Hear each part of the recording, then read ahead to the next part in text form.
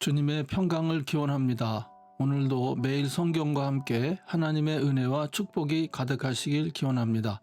우리가 읽고 듣는 성경 본문은 개정 공동 성서정과 다해에 의한 매일 성경 본문입니다.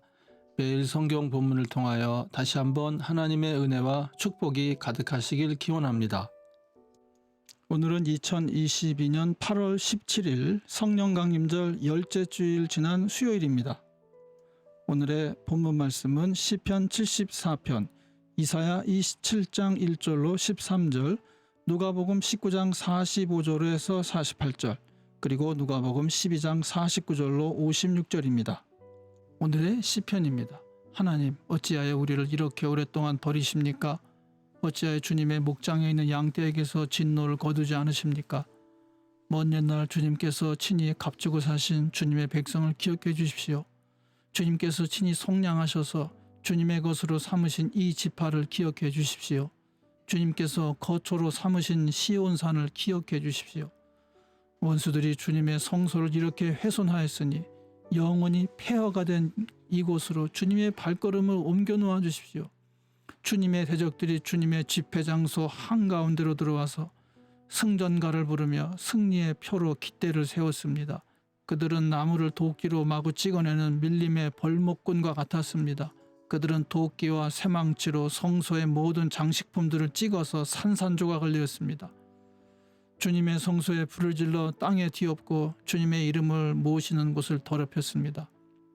그들은 씨도 남기지 말고 전부 없애버리자 하고 마음먹고 이 땅에 있는 하나님을 만나 뵙는 장소를 모두 불살라버렸습니다.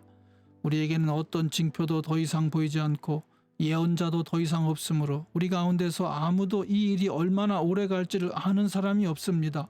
하나님, 우리를 모욕하는 저 대적자를 언제까지 그대로 두시렵니까? 주님의 이름을 모독하는 저 원수를 언제까지 그대로 두시렵니까?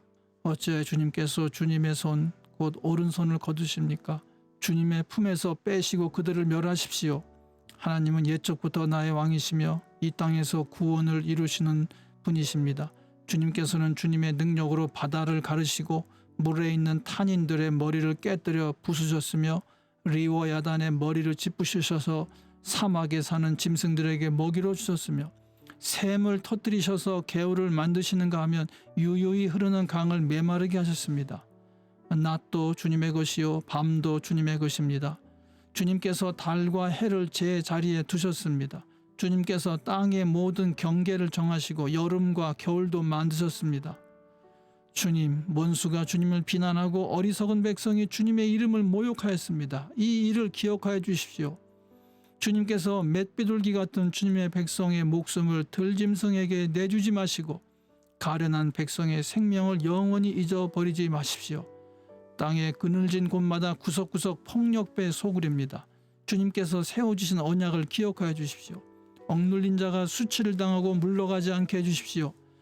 가련하고 가난한 사람이 주님의 이름을 찬송하게 해주십시오. 하나님, 일어나십시오. 주님의 소송을 이기십시오. 날마다 주님을 모욕하는 어리석은 자들을 버려두지 마십시오. 주님께 항거해서 일어서는 자들의 소란한 소리가 끊임없이 높아만 가니 주님의 대적자들의 저 소리를 부디 잊지 마십시오. 아멘. 오늘의 제1독서입니다. 그 날이 오면 주님께서 좁고 예리한 큰 칼로 벌하실 것이다. 매끄러운 뱀 리워야단, 꼬불꼬불한 뱀 리워야단을 처치하실 것이다. 곧 바다의 괴물을 죽이실 것이다. 그날이 오면 저 아름다운 포도원을 두고 너희는 이런 노래를 불러라. 나 주는 포도나무를 돌보는 포도원직이다. 나는 때를 맞추어서 포도나무에 물을 주며 아무도 포도나무를 해치지 못하도록 밤낮으로 돌본다. 나는 포도원에 노여워할 일이 전혀 없다. 거기에서 찔레와 가시덤불이 자라서 나를 대항하여 싸우려고 한다면 나는 그것들에게 달려들어 그것들을 모조리 불살라버릴 것이다. 그러나 나의 대적들이 내가 보호하여 주기를 원한다면 나와 화친하여야 할 것이다. 그렇다, 나와 화친하여야 할 것이다. 앞으로 야곱이 뿌리를 내릴 것이다. 이스라엘이 싹을 내고 꽃을 피울 것이니 그 열매가 땅 위에 가득 찰 것이다. 야곱을 친 자들을 치신 것처럼 주님께서 그렇게 혹독하게 야곱을 치셨겠느냐? 야곱을 살육하던 자들을 살육하신 것처럼 주님께서 그렇게 많이 야곱을 살육하셨겠느냐? 그렇지 않다.